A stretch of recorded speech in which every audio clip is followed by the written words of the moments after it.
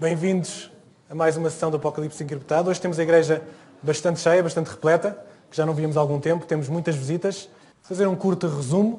Já temos 8 capítulos estudados, ou melhor, 7. Hoje vamos estudar o 8º capítulo de Apocalipse. E temos vindo a construir algum conhecimento sobre aquilo que está escrito. Temos vindo a aprender algumas coisas. Penso que tem sido bom. Para mim tem, espero que para vós também. Tem sido bom estudar Apocalipse. Estamos a 30% do estudo do Apocalipse Encriptado, é um terço. Já vão 11 sessões. Esta, portanto, é a 11ª sessão.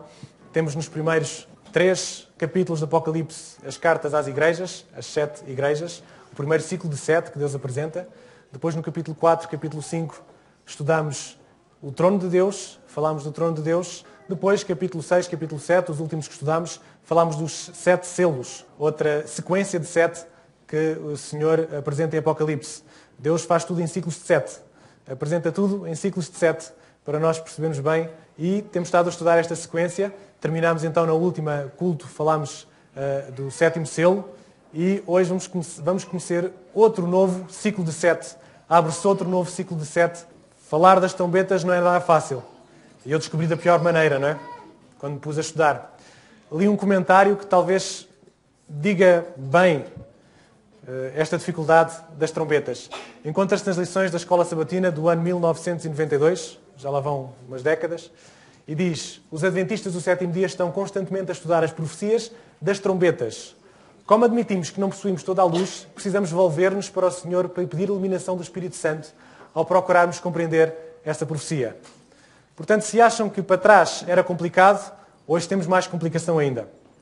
Dizer-vos que as trombetas têm imagens muito complexas. Existem, se vós mesmo dentro do meio adventista, já não falo noutras comunidades, não foi preciso, vi algumas coisas, mas não foi preciso ir por aí. Mesmo dentro do meio adventista, há várias interpretações. Há interpretações que jogam as trombetas para o passado, outras que colocam no futuro, outras que falam de trombetas que são simbólicas, outras que falam que é literal. Não foi fácil realmente decidir o caminho. Qual a interpretação mais coerente foi a minha dificuldade nestes últimos meses e meio, desde o último culto até agora. 2 interpretações são as que saltam mais à vista, a historicista e a escatológica. Até há 15 dias eu já tinha tudo na cabeça, tudo prontinho, tudo certo. A versão historicista, a forma de interpretar as trombetas na interpretação historicista, na história. E estava tudo corretinho. Tinha mandado um e-mail ao pastor, gosto sempre de mandar estes e-mails ao pastor para confirmar se eu estou a pensar bem, com algumas colocações e com algumas dúvidas, e o pastor fez o favor de me responder na quinta-feira passada. Quinta-feira passada o pastor fez o favor de me desorientar. Desorientou-me, que é bom, é sempre bom, graças a Deus que assim é. É bom quando nos desorientamos com assuntos espirituais e quando nos fazem ir à luta e ir à procura, é sempre bom. Mas de quinta-feira para cá, se eu já andava com as trombetas na cabeça, de quinta-feira para cá as trombetas não me saíam da cabeça, a tentar resolver este assunto. Já de quinta-feira para cá li um livro completo, ouvi vários cultos, tive que ir buscar alguns cultos que eu deixei de parte, porque achava que estava um bocadinho ao lado. Foi uma correria, não dormi muito esta noite, é verdade. Talvez daqui a 15 dias eu sentisse-me confortável. Hoje acho que ainda não me sinto. Porque acho que estas matérias devem ser estudadas, mas deve dar algum tempo para crescimento na nossa cabeça, para que Deus nos fale ao coração, para que Deus nos fale à mente e vai-nos orientando, às vezes sem nós percebemos como, mas Ele vai-nos orientando. E assim tem sido. Mas há algum propósito, talvez, para que assim seja, e eu vou-vos apresentar então as 2 versões. Não vos vou trazer uma versão, vou trazer as 2 versões. Ou seja, vocês vão ter que compactuar comigo neste conflito na minha cabeça desta manhã, nesta dificuldade de decisão para um lado ou para o outro. Vou-vos apresentar as 2. E se calhar, eventualmente, até as trombetas poderão ter uma dupla aplicação. Poderão ter uma aplicação historicista e uma aplicação escatológica, ou seja, uma aplicação no futuro. Até poderá ser verdade. Fica depois para vocês decidirem, fica depois para vocês também fazerem o vosso estudo. Não é um tema de salvação e por isso não me preocupa de vos apresentar um tema meio estudado ou um tema meio decidido na minha cabeça. Vocês poderão tomar a vossa decisão também. Não é um tema de salvação, não é um tema que nos preocupe, não é um tema também que deva causar divisão. Ou seja, não é por isso que nós nos vamos zangar. Não é por isso que vamos criar aqui 2 fações. Eu acho que é historicista, eu acho que é escatológico. Não vamos criar essas fações aqui. Espero que sirva para o nosso estímulo, para o nosso estudo e não mais do que isso. Historicista é a primeira perspectiva. Se vocês forem aos livros, aos pioneiros, os pioneiros apresentavam isto de uma forma historicista. Depois houve algumas mudanças de forma de interpretar e recentemente há então a versão escatológica, que por ser uma nova perspectiva não quer dizer que esteja errada. Ou seja, se nós não acreditássemos que a revelação é progressiva, ainda estávamos nos tempos de Ellen White, em que se comia carne de porco e fumava-se e tantas outras coisas. Portanto, muitas vezes nós queremos levar as coisas para os pioneiros, temos que fazer como os pioneiros, mas os pioneiros não sabiam tudo, porque a revelação é progressiva e vamos aprendendo aos poucos. Vamos admitir que a revelação escatológica não é errada por ser nova, mas é algo que nos deve fazer pensar, e estimular e entender. Vamos deixar essa para o final e vamos primeiro para a parte historicista. Como não podia deixar de ser, vamos ouvir o narrador narrar os primeiros versículos do capítulo 8.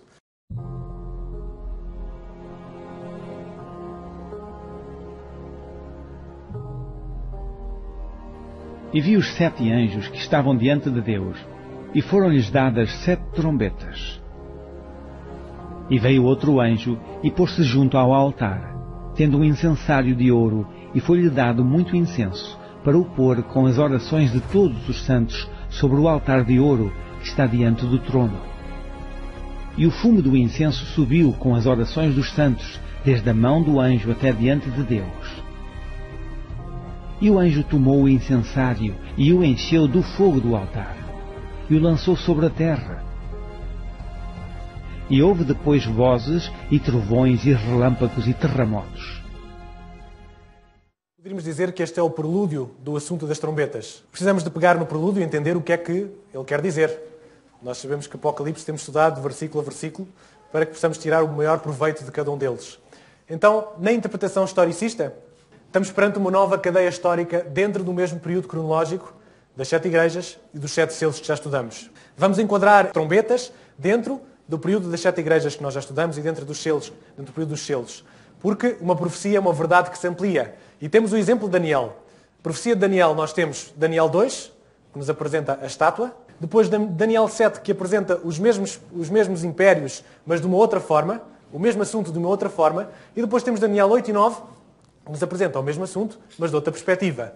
E, portanto, poderíamos compreender que as trombetas é então outra perspectiva daquele mesmo período cronológico que já estudamos. Não sei se responderam, se não. Perguntas que foram para casa. A primeira, para que eram usadas habitualmente as trombetas em Israel? Para levantar o acampamento, durante as festas religiosas, para convocar o povo para a guerra, para alertar para algo importante ou todas as alíneas estão corretas. Quem ganhou foi todas as alíneas estão corretas e é verdade, todas estas alíneas estão corretas. Em Números 10 temos os vários motivos porque eram usadas as trombetas. Isto no Velho Testamento. No Novo Testamento, sabemos que aparecem para falar sobre a segunda vida de Jesus, ao som da trombeta. É aí quando aparece no Novo Testamento. Mas no Velho Testamento tinha vários motivos para que o povo de Israel usasse as trombetas. Vamos pegar em alguns que nos vão ajudar a compreender o tema de hoje. As trombetas em Jericó, por exemplo. 7 sacerdotes levaram 7 trombetas de chifre de carneiro adiante da arca. No 7º dia rodeareis a cidade 7 vezes e os sacerdotes tocaram as trombetas. Esta é uma das histórias de Israel em que nós vemos as trombetas a serem usadas. O povo de Israel rodeou Jericó 7 dias. Ao 7º dia tocaram as trombetas e o muro de Jericó caiu. A cidade de Jericó caiu. E, portanto, para Jericó, podemos dizer que as trombetas foram o momento de um juízo divino. Tiveram 7 dias de tempo de graça, em que podiam refletir e podiam mudar o seu comportamento. Quiseram ficar lá, quiseram manter-se firmes nas suas muralhas, e ao 7º dia, em que eles rodearam a cidade, Jericó caiu. Portanto, foi então um juízo divino. Temos aqui outra situação importante para puxar, que é as trombetas de chifre de carneiro. Não sei se vocês estão a imaginar as trombetas do Apocalipse a tocar, aquelas trombetas de ouro, compridas, bonitas. Não é isso que lá está. O que lá está são os shofar. Os shofar são as trombetas de chifre de carneiro, são essas trombetas que eram usadas em Israel e também são essas trombetas que são referenciadas agora em Apocalipse. E tenho aqui este senhor que nos vai tocar o shofar. Já estão habituados que isto é um culto multimédia, não é? Em que temos algumas informações noutros formatos. Este senhor vai-nos tocar o shofar para vocês verem o som do shofar. Não sei se sabem qual é, vamos ouvir.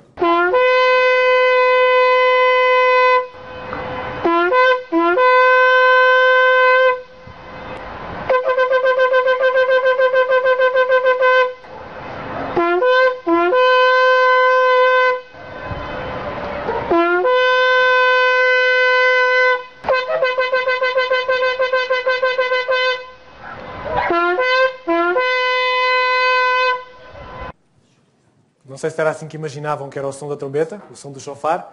É este o som do shofar. Agora, com o som nos ouvidos, já conseguem acompanhar melhor o estudo das trombetas. Dizer-vos também que no dia da expiação havia trombetas. Então, no mês 7º, ao 10 do mês, farás passar trombeta vibrante no dia da expiação. No dia da expiação este som tocava. Lembra-se mais ou menos do som? É um som que põe algum respeito. Naquela altura não havia as notificações do Facebook e do telemóvel. O chofar era algo que chamava a atenção. Agora nós dispersamos a nossa atenção. Mas era um som que chamava a atenção do povo. E na altura do dia da expiação havia trombetas. E havia uma festa chamada a Festa das Trombetas antes do dia da expiação, onde mais trombetas havia. Reparem, o dia da expiação era no mês 7º, aos 10 do mês. E no mesmo mês, ao 1º do mês, tereis descanso solene memorial com sonidos de trombeta santa convocação. 10 dias antes do dia da expiação, as trombetas tocavam. E para que tocavam as trombetas? Para que o povo se lembrasse que estava a chegar o dia da expiação. Um dia muito importante no tabernáculo, um dia importante no povo de Israel, um dia em que o santuário era purificado. Em que os pecados que durante um ano eram acumulados no santuário, era o momento em que esses pecados eram expulsos do santuário e eram colocados no bode emissário. Era um dia de solene convocação, era um dia de reflexão, um dia em que as pessoas deviam de ajustar, se não tivessem até ali, deviam de pensar bem e de ajustar as suas contas com Deus, de ter tudo certo com Deus, porque era um dia importante. E era feito como? Através do sonido das trombetas. As trombetas eram uma chamada de atenção, era um momento de reflexão, um momento de comoção do povo de Israel. Que a festa das trombetas então era preparação para o dia da expiação e sabemos que as festas de Israel são um pano de fundo para entendermos Apocalipse. Já entendemos isso desde que temos vindo a estudar Apocalipse desde o capítulo 1. As festas de Israel ajudam-nos a entender a escatologia, ajudam-nos a entender o estudo de Apocalipse. Trombetas de Apocalipse são então juízos de advertência no decorrer da história, dizem os historicistas. Os juízos desde o início do sacerdócio de Cristo, desde que Jesus subiu ao céu. E temos agora aqui algo para entender e que vamos abordar depois um bocadinho mais à frente também, que são as 7 trombetas e as 7 pragas.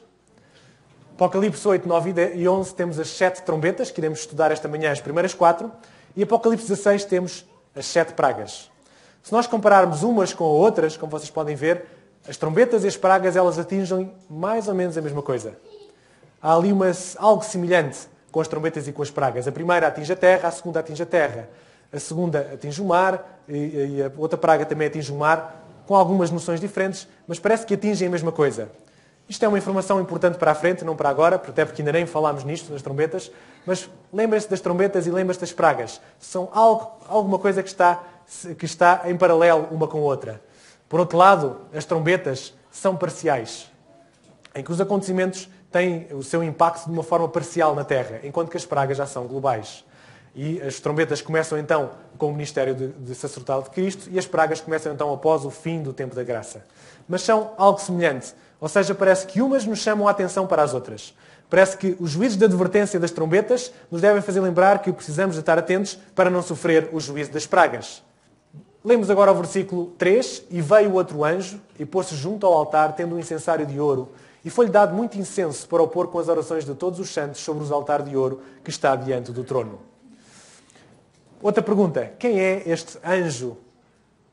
Quem é este anjo que chegou ali ao altar e que está a manobrar o incenso? Foi a pergunta. A resposta era, é um 8º anjo que aparece, é Jesus Cristo, é o anjo Gabriel. Se João quisesse que soubesse-nos tinha escrito. Tem que haver sempre aquela pergunta escapatória, não é? Que para aqueles que não estão bem a par do assunto podem sempre responder ao questionário, que há sempre a pergunta para poderem fugir. Por acaso ninguém fugiu, todos responderam. A resposta maioritária é Jesus Cristo, este anjo que aparece ali. Será? Vamos estudar o altar do incenso. O altar, lembram-se, estava no lugar santo do santuário. Apenas o sacerdote ministrava nesse local. Jesus é o sumo sacerdote no santuário celestial, portanto, leva-nos a crer que Jesus será o outro anjo. E não é a primeira vez que nos aparece na Bíblia Jesus como um anjo.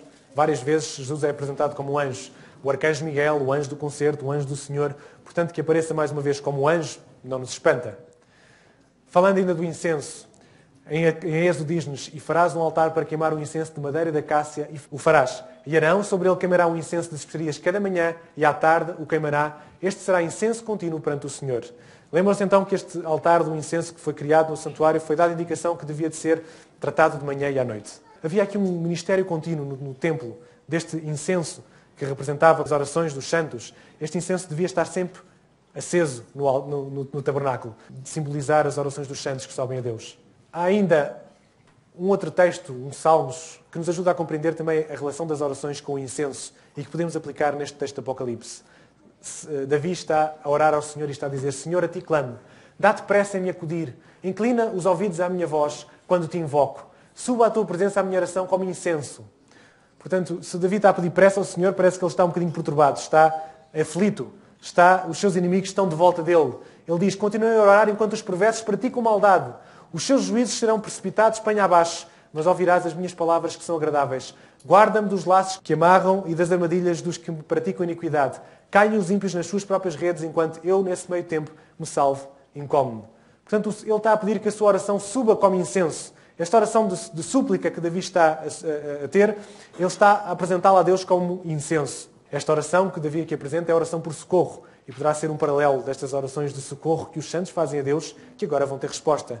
Que os santos que foram tão martirizados durante todo este período que nós já estudamos, eles vão ter alguma resposta. E a fumaça do incenso subiu com as orações dos santos desde a mão do anjo até diante de Deus. A fumaça daquele incenso subiu da mão do anjo até à presença de Deus. O que será que isto quer dizer? Sobre a oração. Será que todas as orações estão simbolicamente naquele altar? Será que todas as orações são misturadas com incenso?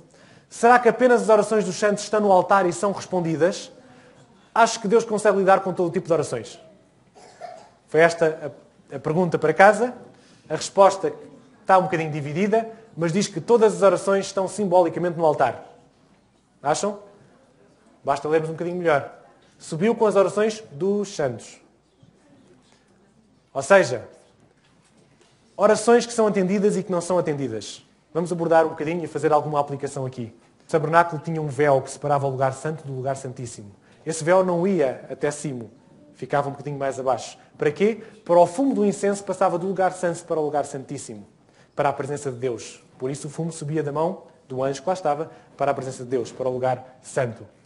Reparem orações que não são atendidas, que a Bíblia diz que estas orações não são atendidas. Diz assim: o que desvia os meus ouvidos de ouvir a lei, até a sua oração será abominável.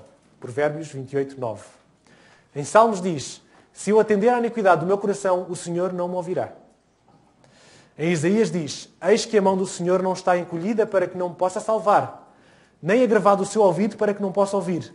Mas as vossas iniquidades fazem separação entre vós e o vosso Deus, e os vossos pecados encobrem o meu rosto de vós para que não vos ouça. Será que Deus então há orações que não ouve? Quando eu estou a fazer uma oração deste género, eu já pequei contra o Espírito Santo, certo? Eu já estou a recusar. Eu sei que tenho um problema na minha vida, mas eu estou a orar a Deus como se Ele não existisse. Deus não vai ouvir essa oração. Eu estou a ser hipócrita. É verdade, Deus consegue lidar com todas as orações. E esse é o problema. É que Ele sabe se a minha oração é verdadeira ou não. Sabe se é sincera ou não. E Ele dará resposta à oração sincera. Mas se a minha oração for hipócrita, se a minha oração for descabida de sentido, não vai estar ali no altar, não vai receber o incenso do Senhor, os méritos do Senhor, para subir à presença de Deus. Por isso, meus queridos, cuidados quando oram. Porque a oração é respondida, mas a oração do santo. A oração daquele que é humilde e que ora a Deus de coração aberto. Não é aquele que esconde. Esconde o problema e vai orar a Deus como se ele não existisse. Podemos ter problemas. Ali não está a dizer que só vão responder às orações daqueles que não têm problemas. Não, podem ter problemas, vão a Deus. Mas vão a Deus de coração aberto. Com humildade, como falámos esta manhã. E por isso é importante perguntar esta manhã como está a nossa vida de oração. Orar é perigoso. Como está a nossa vida de oração? No preâmbulo, então, das trombetas, eu penso que precisamos de entender que as orações dos santos não caem em saco roto. As orações dos santos na história, os mártires, aqueles que sofreram, não caem em saco roto. É uma certeza. Vale a pena orar. Valeu a pena orar para eles, no caso deles, e vale a pena orar para nós também. E é uma segurança saber que Deus ouve as nossas orações. Muitas vezes achamos que oramos e que a oração não passa do teto. Oramos e que não faz diferença orar ou não orar. Faz diferença. Faz diferença orar. É isto que nos diz o preâmbulo das trombetas. O Senhor está lá a colocar incenso às nossas orações sinceras para que elas subam a Deus. Quando orar, não há hora marcada para orar, mas temos um exemplo no altar do incenso. Era alimentado de manhã e à tarde. E realmente, pelo menos estas duas vezes, era importante nós orarmos. De manhã, pedindo orientação e proteção para o dia. Temos vários exemplos na Bíblia. Se realmente Deus sabe tudo, e se eu acabei de acordar e eu não sei o que é que tenho que o dia me aparece pela frente, não seria lógico que eu pedisse ao Senhor orientação para esse dia? Que o Senhor me desse as forças que eu necessito? Não seria lógico pedir orientação, pedir proteção a Deus logo no início da manhã? E depois, no final da tarde, revisão dos acontecimentos do dia, momentos de gratidão, resolução de pecados. Jesus passava noites inteiras em oração. E Jesus era quem era, quanto mais não precisamos de nós, de orar. Quanto mais não precisamos de nós acertar as contas a Deus. Muitas vezes achamos que está tudo bem connosco porque não oramos. Porque ignoramos que isso existe. Porque não queremos falar com Deus porque temos alguns assuntos que não queremos falar com Ele. Queremos continuar a fazer as coisas à nossa maneira. Este é o exemplo. De manhã e à noite. O incenso está lá, o altar está lá. As nossas orações têm estado lá também ou não? E o anjo tomou o incensário e o encheu no fogo do altar e o lançou sobre a terra e houve depois vozes, trovões, relâmpagos e terremotos. O incensário é atirado à terra. Há um outro texto de Ezequiel 10:2 que nos dá uma ideia do que é que acontece quando o incensário é atirado à terra. Diz-nos que, e falou ao homem vestido de linho, enche as mãos de brasas acesas dentro dos querubins e espalha-as sobre a cidade. E quando é dito isto a Ezequiel, o que aconteceu foi que vieram juízos sobre Jerusalém. Jerusalém foi destruída. Foi um juízo divino. O mesmo instrumento de intercessão é um símbolo agora de juízo divino. O que é compreendido? Se realmente os santos estão a ser prejudicados, estão a sofrer, para que Deus possa dar resposta ao santo, vai ter que punir o ímpio. E, portanto, a graça do santo terá que ser a punição do ímpio. Não há outra forma. Essa é a forma de fazer justiça. A justiça não daria absolvição aos dois, ao santo e ao ímpio. Como é que eles se encontram lá em cima? Seria um bocadinho complicado. Portanto, a graça para o pecador será o juízo para o ímpio. Podemos entender também este lançar do incensário como o fim da intercessão. Ellen White fala, então vi Jesus que havia estado a ministrar diante da arca, o qual contém os 10 mandamentos, lançar o incensário. Levantou as mãos e com grande voz disse, está feito. E toda a hosta angélica tirou as suas coroas. Quando Jesus fez a solene declaração, continua injusto fazendo injustiça, continua imundo ainda sendo imundo. É um dos textos de Ellen White. Um dia a intercessão vai terminar e poderá ser aqui esta a referência do fim da intercessão. Naquele dia terrível, os justos devem viver à vista de um Deus santo sem intercessor. Os ímpios passarão os limites do seu tempo de graça. O Espírito de Deus, persistentemente resistido, foi por fim retirado. Um dia irão viver sem intercessores. Já imaginaram o que é viver sem o intercessor Jesus? É naquela altura em que dizem que quem é justo continue justo, quem é ímpio seja ímpio. Ou seja, já não vai haver mudança. Mas não vamos ter intercessor nessa altura. É o que nos diz o texto de Ellen White. Passamos então às trombetas. Já temos este preâmbulo, em que o mais importante é focar-nos na questão da oração, da importância da oração, na questão de que a oração é respondida, que a oração é importante, que a oração tem valor. E passamos agora às trombetas. E agora vamos ter que analisar as trombetas. Vamos ouvir a leitura das 4 primeiras trombetas.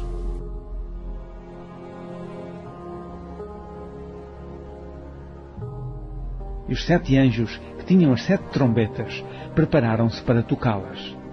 E o primeiro anjo tocou a sua trombeta, e houve saraiva e fogo misturado com sangue, e foram lançados na terra, que foi queimada na sua terça parte.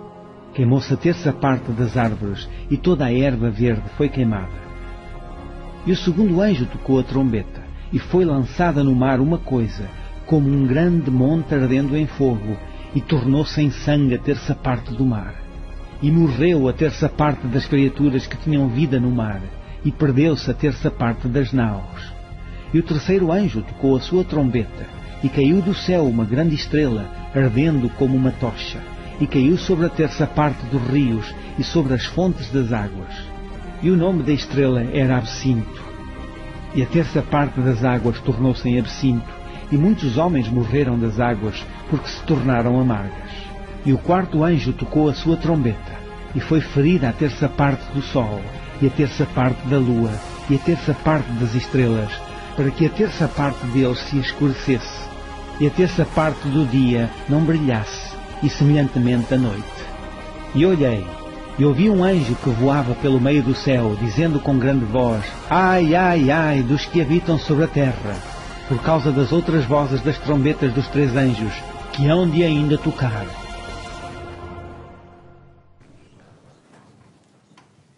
Está tudo esclarecido? Podemos ir embora?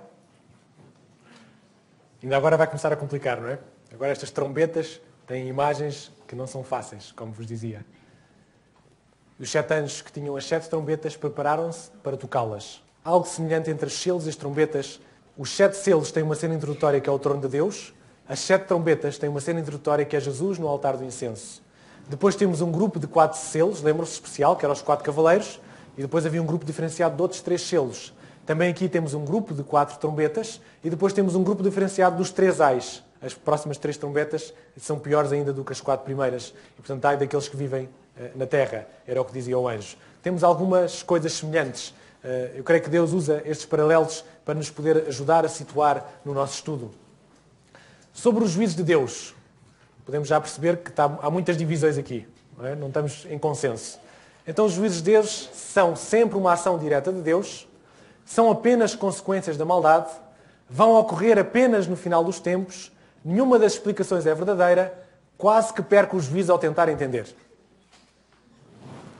Houve aqui alguma perca de juízo pelo que nós podemos ver, não foi fácil encontrar um consenso. O que eu vos posso dizer é que nenhuma das explicações é verdadeira. Porque os juízos de Deus podem ser uma intervenção direta de Deus ou podem ser uma intervenção indireta de Deus. Era aquelas perguntas de rasteira que se faz na escola. Foi aquelas que eu fiz ali. Reparem, intervenções diretas de Deus. O dilúvio foi uma intervenção direta de Deus. Foi Deus que enviou aquela intervenção. Sodoma e Gomorra. Foi Deus que enviou aquilo do céu para destruir Sodoma e Gomorra. As pragas são juízos enviados por Deus. As 7 taças, as taças que enchem e que fazem as 7 pragas, são juízos diretamente enviados por Deus. Agora, o que é uma intervenção indireta de Deus? Jeremias diz assim: a tua malícia te castigará e as tuas infidelidades te repreenderão. Sabe, pois, e vê que é mau e quão amargo é deixares o Senhor teu Deus e não teres temor de mim, diz o Senhor dos Exércitos. Jeremias 2,19. Sobre eles faz cair a sua iniquidade e pela malícia deles próprios o destruirá. Ou seja, por vezes Deus permite que os frutos do mal punam o próprio mal. Nós conhecemos aquele ditado que é: se alguém atira alguma coisa para o ar, cai em cima. E é um pouco isto que aqui está. Que é, Deus muitas vezes deixa que o mal puna-se a si próprio. E não é muito difícil. Basta só Deus tirar a sua mão, que a maldade vai acabar por se punir a ela própria. Graças a Deus pela sua misericórdia, que vai segurando muitas coisas. Porque quando ele largar os ventos, o próprio mal consegue destruir-se a si próprio. Ou acham que nós estamos aqui ainda muito bem porque o Donald Trump é uma pessoa muito simpática com o mundo. Acham que não há gente suficiente maluca para destruir com isto? Acho que há, mas os ventos ainda não foram soltos. Deus ainda não deixou que a maldade comece a fazer os seus frutos de uma forma global. Temos aqui alguns exemplos. Temos, por exemplo, a Síria. A Síria era uma nação pagã. E reparem o que é que Deus diz desta nação pagã. Ai da Assíria, cetro da minha ira, a vara em sua mão é o instrumento do meu furor. Ou seja, Deus aproveitou a própria Assíria para punir outras nações. A maldade da Assíria foi usada para punir outras nações. Foi punida por Babilónia depois. E depois temos o que é que Deus diz da Babilónia. Como foi cortado e quebrado o martelo de toda a terra, como se tornou Babilónia objeto de espanto de outras nações. A própria Babilónia, mais uma nação pagã, foi usada também como punição de Deus. A maldade a punir a própria maldade, é o que nós vemos aqui. As trombetas, nós podíamos ver então que seria uma punição indireta de Deus. A maldade punindo a maldade. Vamos ao primeiro anjo, à primeira trombeta. E o primeiro anjo tocou a trombeta e houve saraiva e fogo misturado com sangue. E foram lançados na terra que foi queimada na sua terça parte. Queimou-se a terça parte das árvores e toda a erva verde foi queimada. Que acontecimento se refere à primeira trombeta? E tínhamos aqui as interpretações que habitualmente na Igreja Adventista é dada. A destruição de Jerusalém no ano 70, a invasão dos godos a Roma pagã no ano 410, algo que vai acontecer no futuro e não faço a mínima ideia do que é que isto se refere. Temos aqui mais pessoas a apostar no escatolocismo do que no historicismo, da parte escatológica da profecia. Temos a invasão dos godos de Roma pagã no ano 410, a versão dos pioneiros. Quanto a mim, estudei esta versão, posso dizer que acho que é um bocadinho forçada. Tive tempo para estudar a parte historicista, eu estudei muito bem, estou à vontade. A outra não tive tanto tempo. Mas posso dizer que é um bocadinho forçada, força um bocadinho os símbolos. Porque eles eram do norte, eram bárbaros que vinham do norte e por isso o símbolo da saraiva, e atacaram por terra, por isso foi atacado. É um bocadinho forçada esta compreensão. Era aquela que eles tinham na altura, os pioneiros, mas creio que a outra é a mais sentada, a destruição de Jerusalém no ano 70. A outra versão historicista. Mas vocês podem perguntar assim, então mas se os juízos de Deus são contra os inimigos, então a primeira é Jerusalém a sofrer, então mas Jerusalém são inimigos de Deus?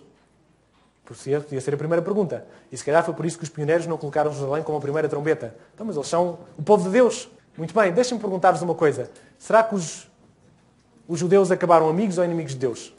Eles despreciaram a luz, eles rejeitaram os profetas, eles crucificaram Jesus. Eles foram rejeitados porque rejeitaram a Deus. Ou não foi assim?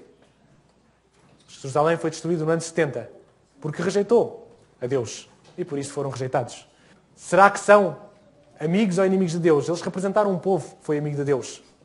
Eles tiveram muitos amigos de Deus, mas também desviaram-se e foram rejeitados porque rejeitaram. Jesus teve esta profecia: eis que a vossa casa vos ficará deserta. Era uma profecia sobre estes amigos ou falsos amigos de Deus. 1 de Pedro diz assim: porque já é tempo que começa o julgamento pela casa de Deus. E se primeiro começa por nós, qual será o fim daqueles que são desobedientes ao Evangelho de Deus? Se o julgamento começa pelos santos, não me espanta que a primeira trombeta também comece pelos supostos amigos de Deus, pelo Jerusalém. 1/3 das árvores e toda a erva verde. Era o que dizia: atingiu 1/3 das árvores e toda a erva verde. Nós já estudamos o que eram as árvores, recordam-se? Os santos. As ervas verdes também são assim simbolizadas. Portanto, temos então um juízo sobre a nação santa e a capital Jerusalém, sobre os representantes do povo de Deus. É este juízo. Saraiva e fogo. Será que caiu saraiva e fogo literal do céu? Nós conhecemos na Bíblia várias situações em que apareceu saraiva e fogo. Uma delas é esta: uma oração de pedido de justiça. Como é que Deus responde? Responde com saraiva e brasas de fogo. Trovejou nos céus, o Altíssimo levantou a sua voz e houve saraiva e brasas de fogo. Uma resposta do Senhor. Parece-nos que saraiva e fogo é um símbolo de uma punição de Deus, de um juízo de Deus. Deus ajudou o exército de Israel com saraiva, recordam-se? Houve grandes pedras até a seca. Foram muito mais os que morreram com as pedras de saraiva do que os filhos de Israel que mataram à espada. Mais uma punição de Deus. Deus a intervir com saraiva e fogo. A 7ª praga do Egito também foi com saraiva e com fogo. Outra vez o Senhor a atuar aqui. Misturada com sangue. Saraiva misturada com sangue. Vocês não estão a imaginar cair sangue diretamente do céu, pois não? Sangue com saraiva, não parece. Parece-me que isto é então simbolismo da morte. E realmente houve muitas mortes nesta primeira trombeta. Jesus diz: não ficará aqui pedra sobre pedra que não seja derrubada. Eles estavam orgulhosos do seu Israel, tão bonito, umas muralhas fortificadas, era bonita. Esta imagem dá assim um vislumbre. Eles eram muito contentes com isto e Deus diz: não ficará pedra sobre pedra. Tenham atenção, convertam-se, mudam de atitude, não ficará aqui pedra sobre pedra. Posso-vos dizer que a queda de Jerusalém aconteceu no ano 70. Tito cercou a cidade desde a primavera até setembro, mais ou menos meio ano. Curioso que Tito vai deixar os peregrinos entrarem para vir celebrar as festas, mas não os deixou sair. Houve impedimento de abastecimento da cidade, houve várias barbaridades durante este período de fome que vocês conhecem. Os pais comerem os filhos é algo horrível, que eu nem gosto muito de falar sobre isso. E quando finalmente Tito entrou, destruiu tudo. E destruiu tudo de tal maneira, de tal modo que futuros visitantes do local não conseguiam crer que ela alguma vez tivesse sido habitada. Era o objetivo de Tito fazer isto. Aquela cidade tinha sido destruída de tal maneira que nem sequer achavam que alguma vez foi habitada esta cidade. Alguma vez foi um Jerusalém. 1.100.000 judeus foram mortos ali. 97.000 foram presos de guerra. E reparem uma coisa interessante. Tito recusou aceitar a coroa da vitória e diz: não há mérito em vencer um povo abandonado pelo seu próprio Deus. Este foi o fim de Jerusalém. O fim do esplendor judaico. A primeira trombeta. É assim que interpretam os historicistas. Estamos a ver então o juízo divino com derramamento de sangue e na nossa linha do tempo podemos enquadrar então aqui no ano 70 a primeira trombeta. É aqui que ela toca. Meus amigos, deixem-me dizer-vos uma coisa. Fiquei um bocadinho perturbado com esta história deste juízo contra Israel, contra Jerusalém. Pensei: isto é duro demais. Nem sei bem como é que vou apresentar isto aos meus irmãos. E continuei a estudar e a ler e fui a José, e fui a vários sítios e ouvi, por fim, uma pregação do pastor Cordeiro, em que ele apresentou algo que eu já sabia, mas não me recordava bem, mas que me fez toda a diferença. Lembrem-se disto. Havia uma profecia que Jesus disse: quando virdes Jerusalém cercada de exércitos, sabei então que é chegada a sua desolação. Então os que estiverem na Judeia fujam para os montes, e os que estiverem no meio da cidade saiam, e os que estiverem nos campos não entrem nela. Esta foi uma profecia de Jesus. E quando eu perguntava na minha cabeça: mas não havia judeus sinceros, morreram tantos, não houve escapatória? O pastor lembrou-me de uma coisa. Antes de Tito vir cercar a cidade, houve um general antes que veio cercar a cidade. Este general cercou a cidade com o mesmo objetivo, de destruir Jerusalém. A cidade está cercada e lá dentro estão os filhos de Deus, os verdadeiros e os falsos. E estão lá os verdadeiros a orar e a perguntar: Deus, como é que é a escapatória? O que é que vai acontecer de nós? O que é que dizia a profecia? Quando virdes cercados, está na altura de sair. Mas como é que a gente vai sair? Eles estão lá à volta. Deus, escreveste bem aquela profecia? Há aí algum túnel para nós fugirmos e não nos disseste? Sabem que este general, não se sabem porquê, inexplicavelmente ele levantou o cerco de Jerusalém. O exército judeu que estava cá dentro pensou: bem, se eles estão a levantar o cerco é que alguma coisa de mal se passa com eles. Vamos atrás dele e vamos os atacar. Pensaram e assim fizeram. Então reparem, os judeus verdadeiros que estavam dentro da cidade não tinham nem os romanos por fora para os prender, nem os judeus dentro, o exército judeu dentro, para os impedir. E, portanto, fugiram. E posso-vos dizer que, nesta altura, aqueles que compreenderam a profecia, que aceitaram a profecia, salvaram-se e salvou-se muitos cristãos verdadeiros. Por isso eu vos dizia que a providência divina foi a profecia, foi a salvação. E este é um tipo de livramento para nós também. A providência divina está no compreender a profecia, compreender os tempos em que estamos a viver. Aqueles homens salvaram-se porque compreenderam a profecia e quando viram aquilo foi a altura de fugir e fugiram. E há quem diga que não ficou lá nenhum cristão verdadeiro. E quando Tito chegou novamente para destruir, já os cristãos não estavam lá. Nós também no final dos tempos vamos ter um cerco de circunstâncias, chamado um decreto dominical. Mas também, quem aprender com a profecia, quem aprender com as advertências, vai ser salvo. E não vai sofrer com estas coisas de uma forma total. E isto já me deu alguma paz, alguma tranquilidade. Ok, a trombeta tocou com Jerusalém, mas houve uma escapatória. Assim como vai haver uma escapatória quando nós estivermos cercados no fim do mundo, no fim dos tempos, quando parece que os ímpios nos vão atacar, atingir, aí vem a nossa salvação. O Senhor nos irá livrar. Segundo anjo, segunda trombeta. E o segundo anjo tocou a trombeta e foi lançada no mar uma coisa como uma grande monte ardendo em fogo e tornou-se em sangue a terça parte do mar. E morreu a terça parte das criaturas que tinha vida no mar e perdeu-se a terça parte das naus. Há bocado falamos da terça parte, agora voltamos a falar da terça parte. Que acontecimento se refere à segunda trombeta?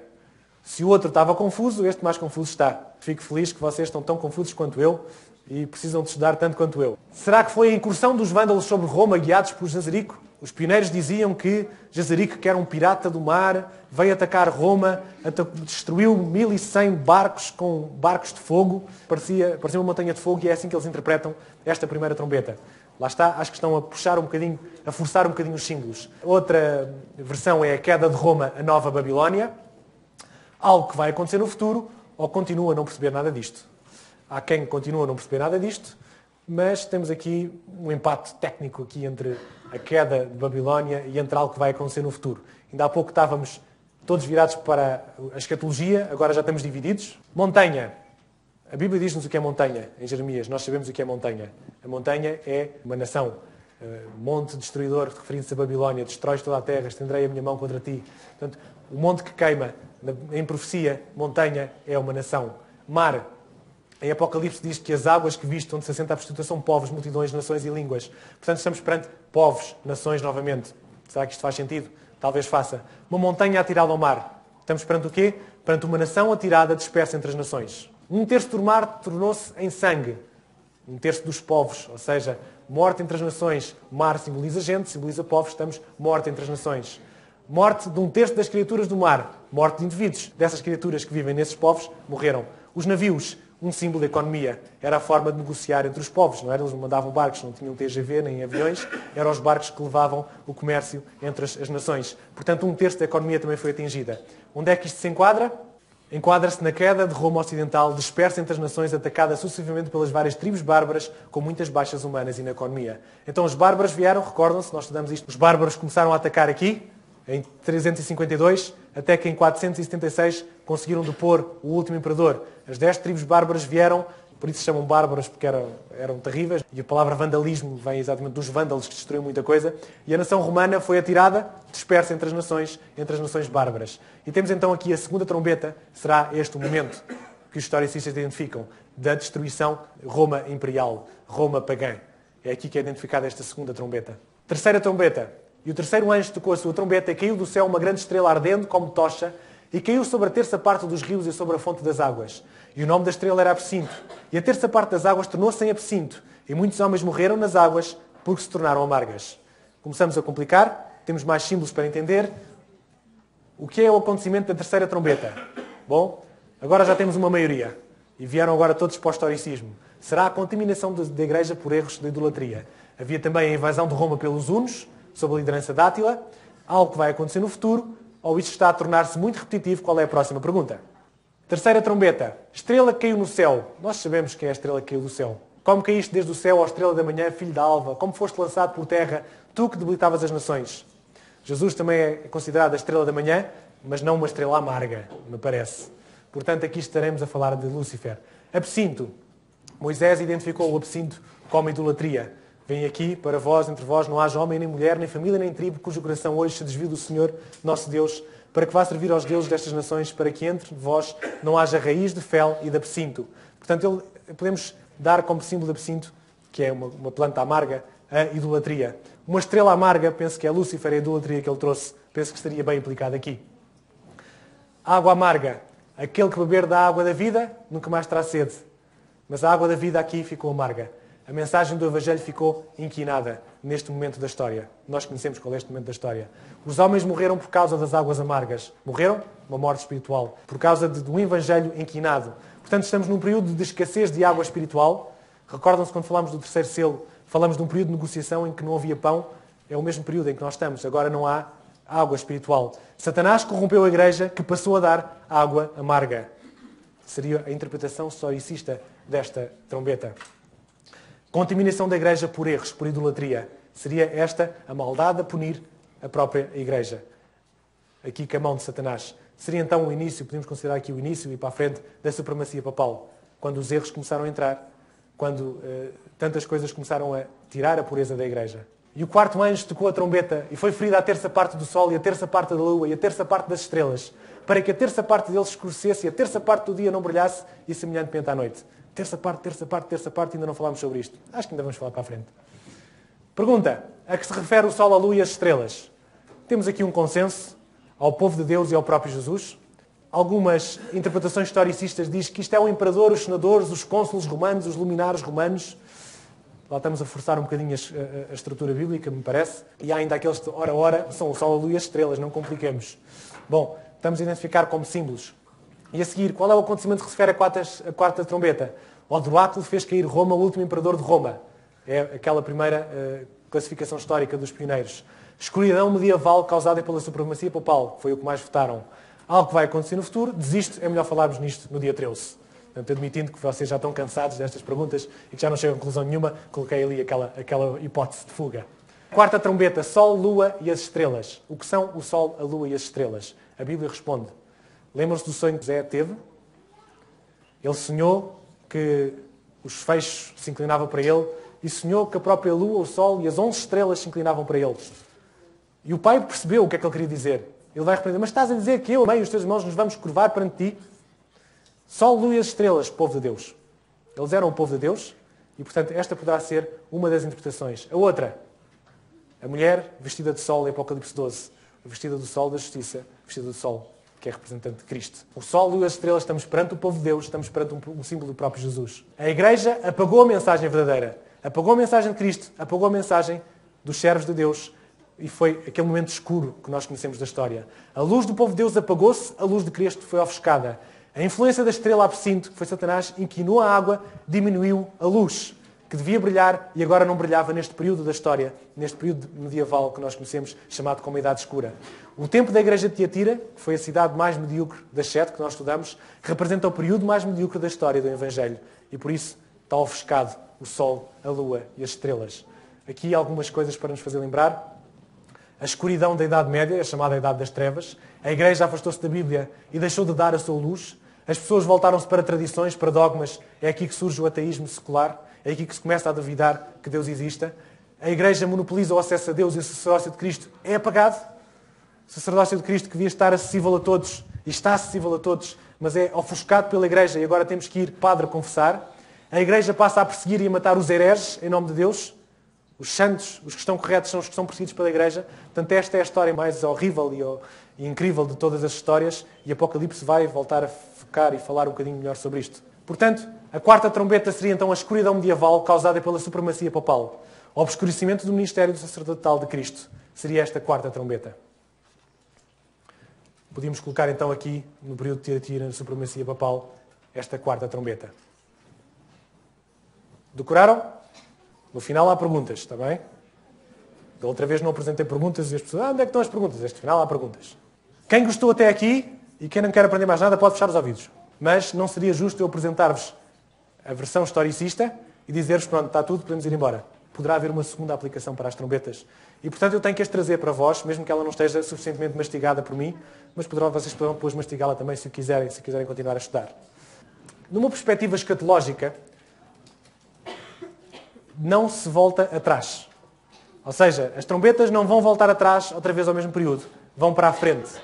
É como se fosse uma mala dentro de outra mala. Reparem, tem uma mala que são os 7 selos. E vocês abrem a mala dos 7 selos e tiram uma mala. Na sétima mala, tem lá mais 7 malas dentro, que são as 7 trombetas.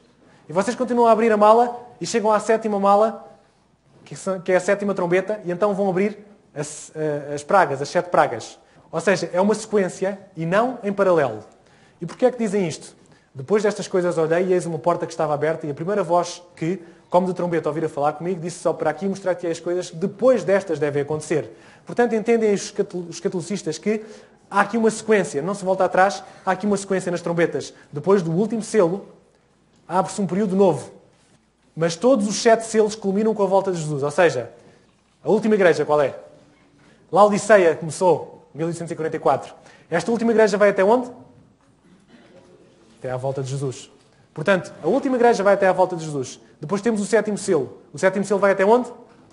Até à volta de Jesus. Vamos ter agora a 7ª trombeta. E a 7ª trombeta vai até à volta de Jesus. Ou seja, todos eles vão culminar com a volta de Jesus. Mas quando começa a 7ª igreja, começa o selo. Quando começa o 7º selo, começa a primeira trombeta. E vai assim sucessivamente. Começa a 7ª trombeta, começa a primeira praga. É esta sequência escatologista que é apresentado. Bom, então como é que isto agora fica? Fica da seguinte maneira. Abriu-se o 7º selo, que vai até à volta de Jesus, que nós falamos que era a volta de Jesus, mas é lida de uma forma corrida. Ou seja, abriu-se o 7º selo, os anjos recebem as trombetas, o incensário é tirado à terra e os anjos começam a tocar. Ou seja, de uma forma sequencial, não voltamos atrás. O 7º selo, então, é uma última intercessão. Cristo usou muito incenso para converter a multidão da hora 10ª, aquela última pregação. É aqui que é localizado o 7º selo. Então voltamos ao 7º selo, que é esta oração do Senhor. E temos então este processo das trombetas é ainda dentro do 7º selo. E porquê é que é dito isto?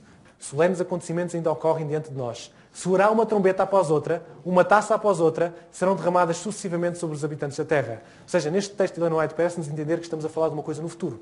Ainda vão aparecer as trombetas e a seguir às trombetas vão aparecer as taças. Vai-nos dar esta sequência. Por isso, os catolicistas pegam nisto com alguma razão.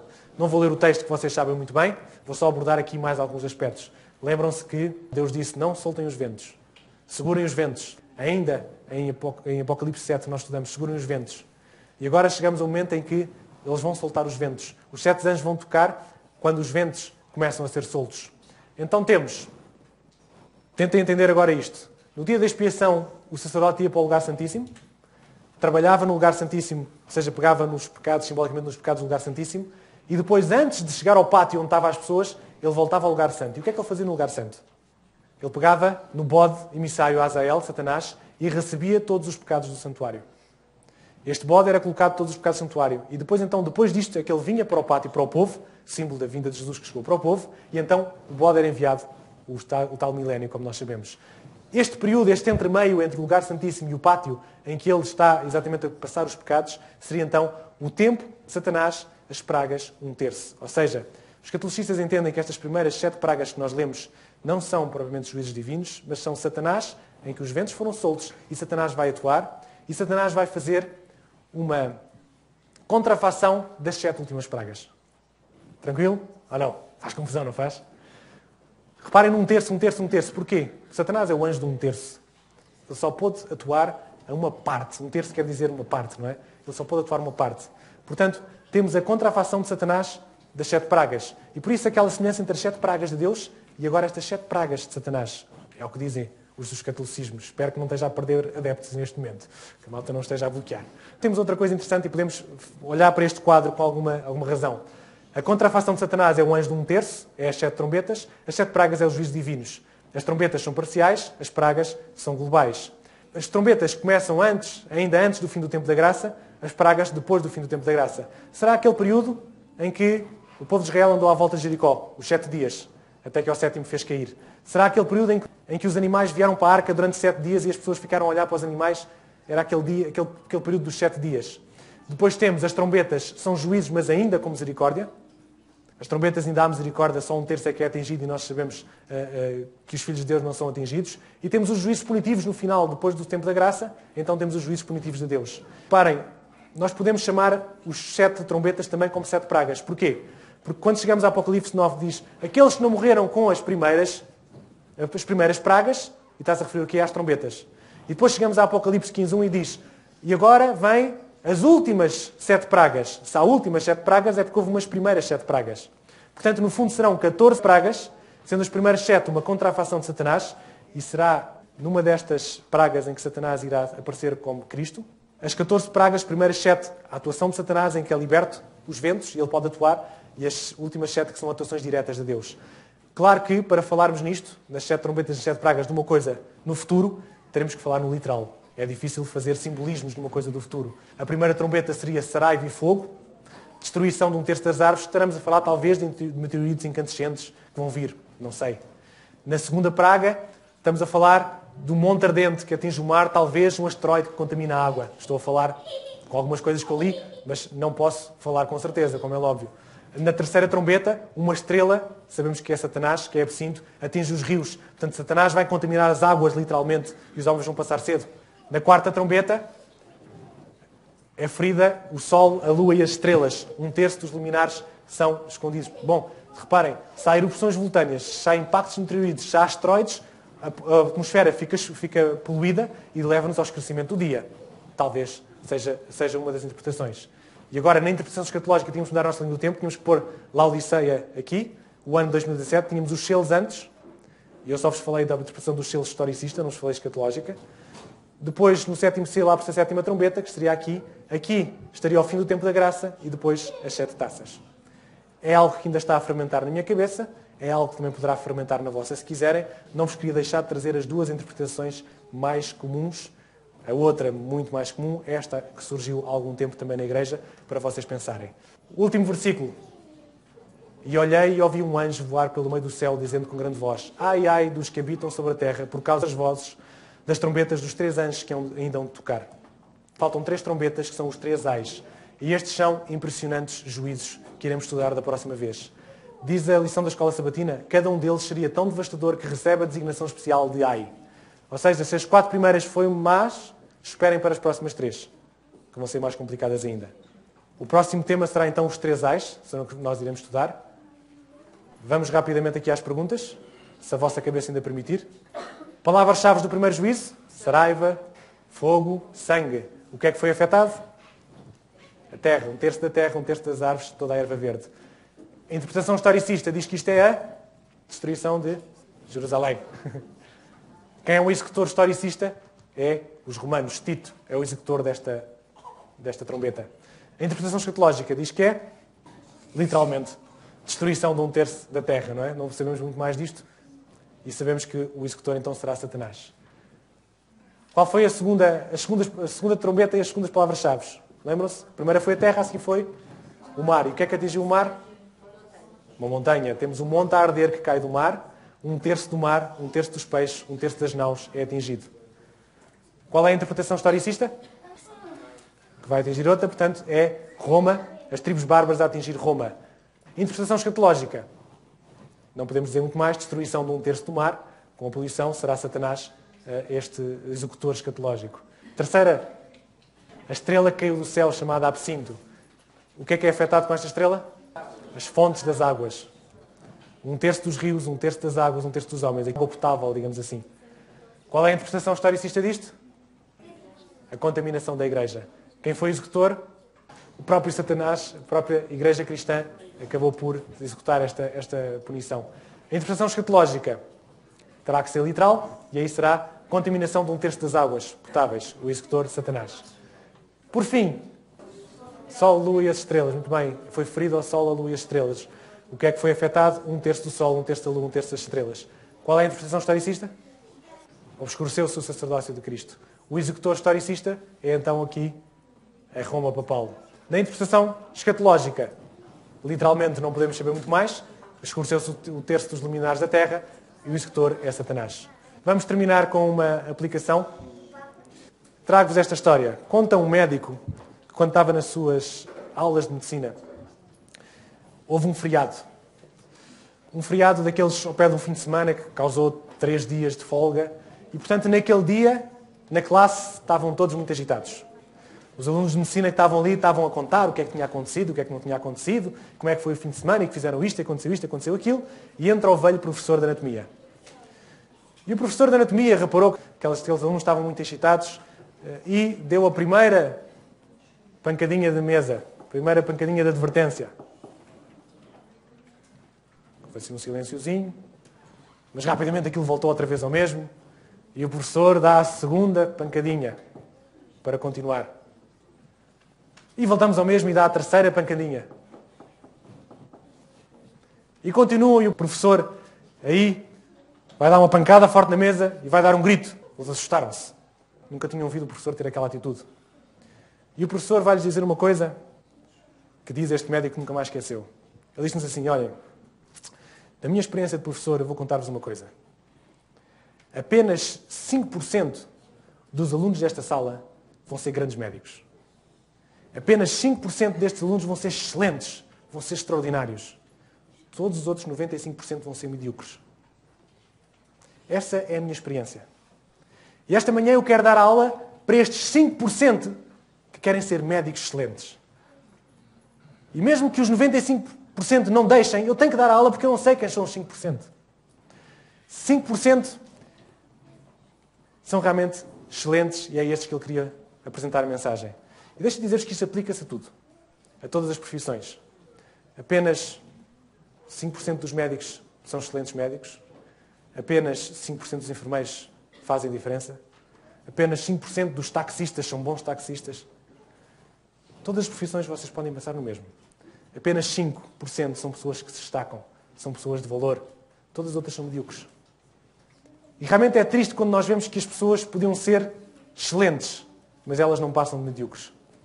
É triste quando vemos uma classe em que as pessoas passamos a vida a mandá-los calar e eles podiam estar atentos a ouvir e podiam ser excelentes, mas não, são medíocres. Porque não estão atentos. E realmente eu penso, na igreja nós temos tantos privilégios. Tantos privilégios de sermos excelentes. Tantos privilégios de termos a nossa cabeça organizada, porque temos todas as verdades. Não precisamos ter conflitos na nossa cabeça. É um meio excelente para sermos excelentes. Mas quantas vezes não passamos de medíocres?